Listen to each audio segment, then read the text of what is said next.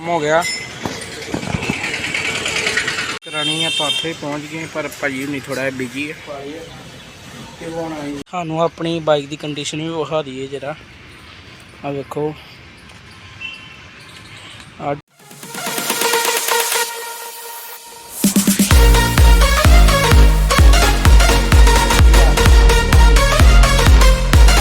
Welcome to back my channel. Hope करते तुम सारी घैंट होगी तो मैं भी पूरा वधिया वा। तुहानू थंबनेल दे टाइटल वेख के पता लग ही जाना कि अज असीं की करन लगे हैं। अज असीं जिहड़ा मेरा बाइक आ मेरी बाइक की कंडीशन बिल्कुल ही खराब आ उत्ते पैसे लवाने हैं तो 1000-1500 लवावांगे ठीक करांगे।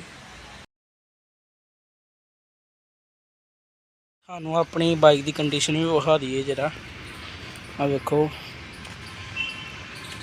आ डब्बियां डुब्बियां भी नहीं लगियां कोई टेप नहीं होया तो अज असीं सारा कुछ कर देना इहदा पता भी करके आया मैं एक जगह तो पहले आप डब्बियां डुब्बियां लवानियां फिर आप टैंकी टेप करावांगे।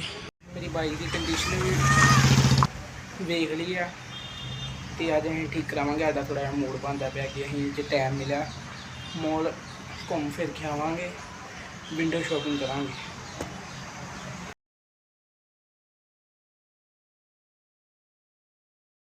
जाने वास्ते पूरा रेडी है।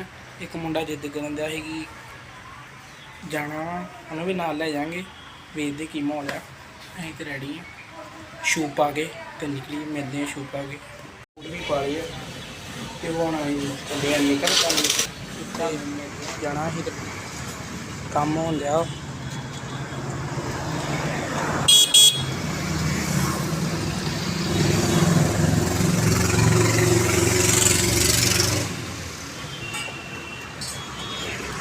भैया अभी ना हो जाएंगे अपने को हाँ जी भाई ये कितना रेट होएगा ये भाई पूछना पड़ेगा फिर भी हाँ काम हो गया